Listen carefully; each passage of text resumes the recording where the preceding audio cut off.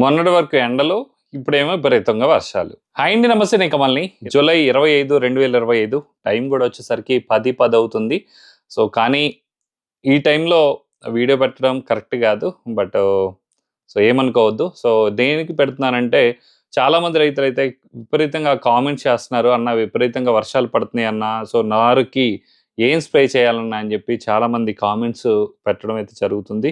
But రేపు morning పెడదాం అనుకున్నా, కానీ కొంతమేర ఎక్కడన్నా మీరు రైతులు ఎవరైతే మిరపనారు పోసుకున్నారో, సో ఆ మిరపనారుని మనం కాపాడుకోవాలి. సో వేరుకుళ్ళు అనేది అంటే అధికంగా వాటర్ తీసుకోవడం వల్ల మొక్క అనేది చనిపోవడం జరుగుతుంది. ఎక్కువ తేమ అయిపోతే ఏమవుతుందంటే, మొక్క అనేది తీసుకోవాల్సిన దానికంటే ఎక్కువ తేమ శాతాన్ని తీసుకొని కుళ్ళు వస్తుంది అనమాట. అంటే వీక్నెస్ లాగా వచ్చేసరికి ఆ మొదలుకి ఉన్న ఎక్కడైతే భూమి నుంచి టచ్ అవుతుందో అక్కడ నుంచి పైకి కుళ్ళిపోవడం జరుగుతుంది. సో ఇలా జరిగినప్పుడు కుళ్ళు అనేది మీకు కనపడకుండా ఎండలు ఎప్పుడైతే వర్షం తగ్గిన తర్వాత ఎండలు అయితే ఎప్పుడైతే ఏర్పడతా ఉంటుందో అప్పుడు గుంపులుగా మనకి ఆ మిరపనారు మళ్ళీ అక్కడక్కడ చనిపోవడం జరుగుతూ ఉంటుంది. అవసరమైతే అంటే మరీ ఎక్కువగా ఉంది, ఉధృతి ఎక్కువగా ఉందంటే విపరీతంగా నారు కోల్పోయే పరిస్థితులు అయితే కనుక ఖచ్చితంగా ఉంటాయి. ఇలాంటి పరిస్థితులు మనకి తలెత్తకుండా మనకి మొక్క అనేది నీరు శాతాన్ని ఎక్కువగా తీసుకోకుండా మొక్క అనేది ఇలా బిగబట్టుకొని అంటే వాటర్ తాగకుండా ఇలా ఉండాలి అంటే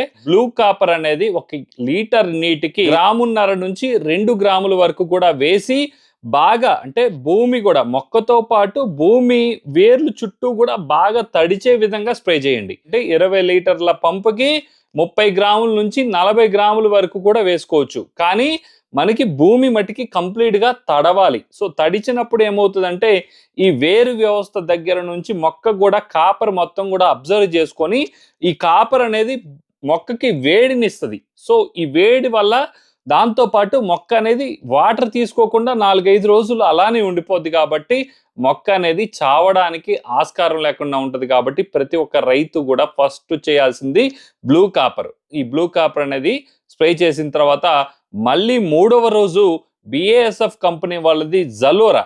సో ఈ జలోరో కూడా వేరుకుళ్ళుని వ్యాప్తి చెందకుండా వేరుకుళ్ళు ఉన్నా కానీ ఇమ్మీడియట్గా కంట్రోల్ చేయడానికి ఈ BASF కంపెనీ వాళ్ళది జలోరా ఎక్స్ట్రాడినరీగా పనిచేస్తుంది. కాబట్టి ప్రతి ఒక్క రైతు కూడా అంటే ఇది 80 ml వచ్చి 450 రూపాయలు మార్కెట్లో ఉంది. ఒక 20 లీటర్కి 2 ml పర్ లీటర్ అంటే 2 ml 1 లీటర్ చొప్పున కనుక తీసుకొని మీరు స్ప్రే చేసుకున్నట్లయితే వేరుకుళ్ళని శాశ్వతంగా అంటే వ్యాప్తి చెందకుండా దాంతోపాటు రాకుండా మీరు ఈ 2 స్ప్రేల ద్వారా కంట్రోల్ చేసుకునే అవకాశం ఉంటుంది. కాబట్టి ఇలాంటి మంచి వీడియోస్తో మంచి కంటెంట్తో రావాలంటే ప్రతి ఒక్కరు ఒక లైక్ చేసి సపోర్ట్ చేయండి. జై జవాన్, జై కిసాన్.